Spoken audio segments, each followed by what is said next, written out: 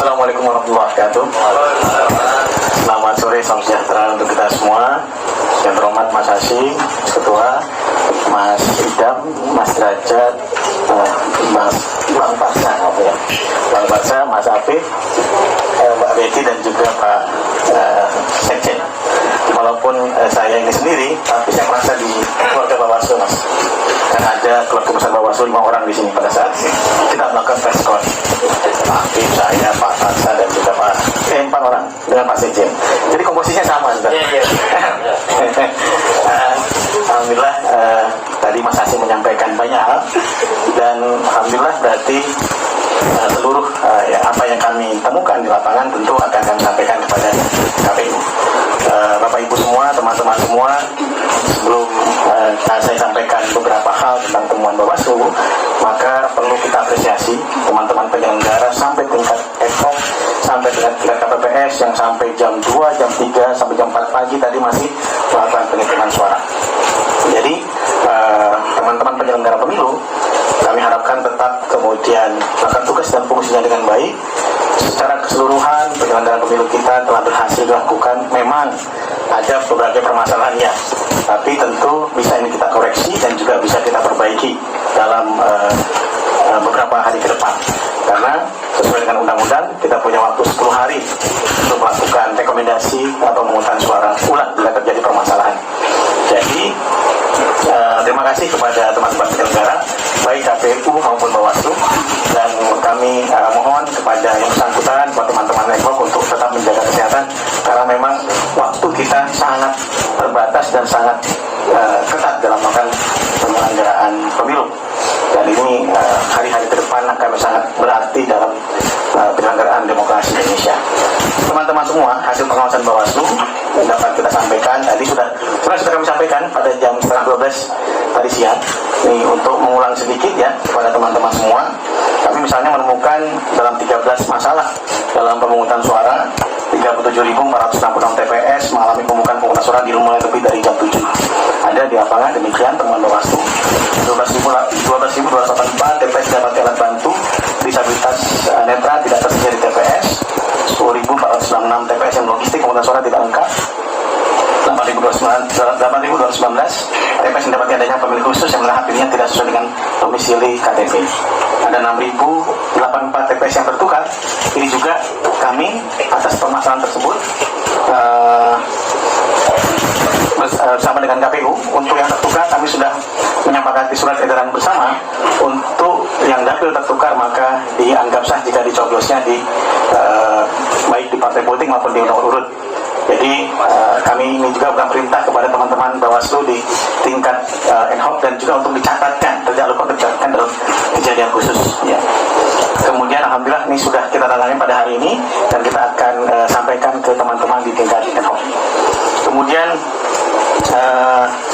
yang paling kemungkinan akan terjadi PSU adalah kejadian 2.413 TPS yang didapati adanya pemilih menggunakan hak pilihnya lebih dari 1 kali.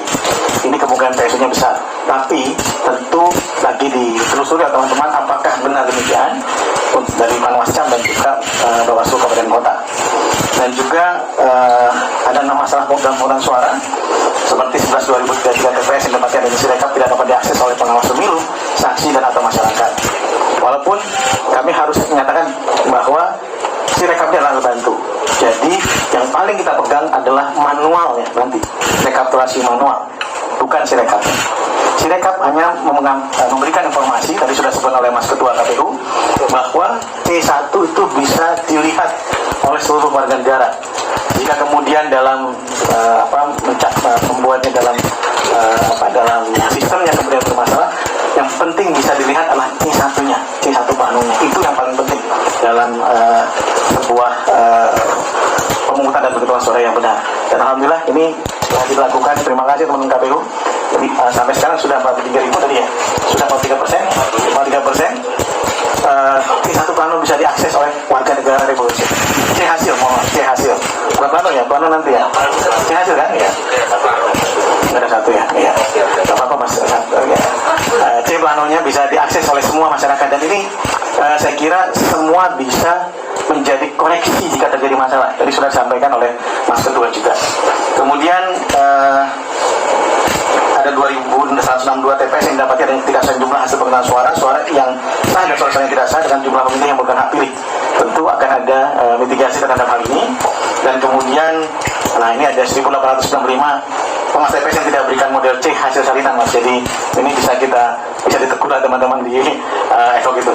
Kemudian 1.888 TPS yang tersaksi penguasa TPS tidak dapat menyaksikan proses penghitungan suara dengan jelas. Kenapa? Karena di PKP sendiri ketika penghitungan harus terang dan kemudian tidak kondisinya tidak gelap, dan ini yang harus kita pakai standarnya dalam penghitungan suara. Karena suara itu harus kalau diterawang kan, ini benar coblos atau tidak. Sehingga kemudian dalam proses itu tidak banyak media sosial yang beredar, ini sudah tercoblos, oke. Kemudian akhirnya mitigasinya apa? Surat suara rusak. Dan kemudian pemilih dapat tetap menyalurkan hak konstitusionalnya untuk memilih jika terdapat kondisi-kondisi demikian. Kemungkinan apakah terjadi kesengajaan atau lain-lain, nanti tentu ada proses yang bisa dilakukan oleh Badan Pengawas Pemilu. Kemudian juga kami juga harus menyampaikan kepada publik, ini bukan hanya kepada Bawaslu tapi juga kepada KPU, bahwa di dalam pertemuan kami ada 1.473 TPS yang didapati adanya intimidasi terhadap penyelenggara. Jadi bukan hanya Bawaslu tapi juga KPPS dan juga pengawas TPS. Jadi tidak lanjutnya pemungutan suara disesuaikan dengan ketentuan dapat sekian waktu yang kemudian ditambahkan ya. Kemudian juga tadi disesuaikan dengan peraturan perundang-undangan. Nah, beberapa hal ini telah kami sampaikan kepada KPU, dan sebentar lagi rekomendasi yang tadi dibuat oleh teman-teman panwasnya akan kita tunggu, karena kami punya waktu 10 hari dan insya Allah tidak menggunakan waktu sampai dengan 10 hari. Kami lagi mempercepat proses teman-teman panwas kecamatan. Kami juga ada namanya Siwaslu, tapi mohon maaf, Siwaslu adalah sistem tertutup bagi Bawaslu sehingga tidak bisa dibuka ke publik. Ya, jadi hasilnya yang bisa kemudian kami sampaikan. Hasil tadi kondisi-kondisi yang ada sekitar berapa ribu masalah, misalnya tadi ada keterlambatan di 37.000 TPS, misalnya itu hasil dari Siwaslu. Tapi hasil yang lain-lain tentu menjadi bahan bagi Bawaslu untuk kemudian menindaklanjuti dan menangani pelanggaran ke depan. Berbeda dengan Sirekap harus dibuka ke publik. Kalau kami harus ditutup Siwaslu, karena yang punya kewenangan dan punya tugas adalah teman-teman Komisi Pemilihan Umum. Teman-teman, tadi juga ada tentang masalah pemungutan suara dan penghitungan di Kuala Lumpur. Kami meneruskan surat dari Panwas Kuala Lumpur yang intinya adalah untuk tidak menghitung hasil pemungutan suara dengan metode pos di seluruh wilayah Kuala Lumpur. Kemudian tidak menghitung hasil pemungutan suara dengan metode kotak suara keliling di seluruh wilayah Kuala Lumpur. Melaksanakan pemungutan suara ulang dengan metode pos dan kotak suara keliling. Kemudian pelaksanaan pemungutan suara ulang sering masuk huruf C didahului dengan pelaksanaan pemutahiran daftar pemilih untuk metode pos dan KSK. Kemudian tidak menetapkan seluruh pemilih yang telah memberikan suara di tempat pemungutan suara Kuala Lumpur sebagai pemilih pada pemungutan suara ulang dengan metode pos dan kotak suara keliling, karena mereka sudah memilih di TPS. Kemudian mengevaluasi metode pos dengan pemilihan metode lain guna menghindari kesalahan atau kejadian yang sama. Dan kami sudah sampaikan bahwa tugas ini adalah tugas kita bersama, bukan hanya tugas ANSI KPU Republik Indonesia, tapi tugas juga dari pemerintah Republik Indonesia, baik dari Kementerian Luar Negeri, Kementerian Dalam Negeri, Kementerian Tenaga Kerja. Karena pendataan warga negara adalah tugas pemerintah dan kemudian pemutakhirannya oleh KPU. Dan kami berharap karena metodenya itu pemutakhiran data pemilih, tentu tidak bisa kemudian sama dengan pemungutan suara ulang dengan hanya membuka atau membuat hari pemungutan suara, karena agak berbeda. Oleh sebab itu ada hal-hal yang perlu kita bicarakan kembali untuk bagaimana melakukan mitigasi terhadap metode pos dan KSK. Dan kami berharap alhamdulillah kerjasama dengan baik dengan Kemenlu dan juga Kemendagri dan juga Kemenaker Tenaga Kerja untuk kemudian bersama-sama melakukan kembali pemutakhiran data pemilih atau pemutakhiran warga negara yang ada di Kuala Lumpur, sehingga ini dapat menjadi sebuah evaluasi terhadap penyelenggaraan pemungutan suara beberapa satu atau dua pemilu sebelumnya. Saya dan Mas Hasim dulu seperti rendezvous ketemu lagi di Kuala Lumpur dengan hampir waktu yang sama. Jadi kami mengharapkan ini bisa kita lakukan, dan kami berharap juga KPU nanti Mas Hasim, Mas Ketua dan anggota bisa turun langsung.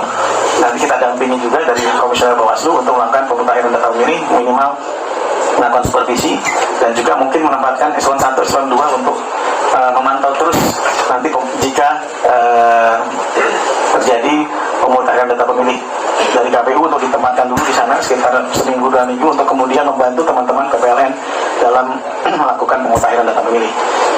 Sekali lagi ini yang bisa kami sampaikan kepada teman-teman KPU, semoga bisa ditindaklanjuti, dan kami berterima kasih kepada seluruh penyelenggara baik tingkat pusat dan sampai dengan TPS yang telah menyelenggarakan pemilihan umum, tahapan pemungutan dan penghitungan suara yang kemudian baru selesai juga pada hari ini penghitungan suara.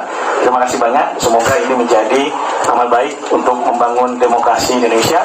Walaupun ada catatan, ya ada masalah, ya, dan itu sekarang kita akan selesaikan baik dari KPU maupun dari Bawaslu. Sekali lagi terima kasih. Assalamualaikum warahmatullahi wabarakatuh.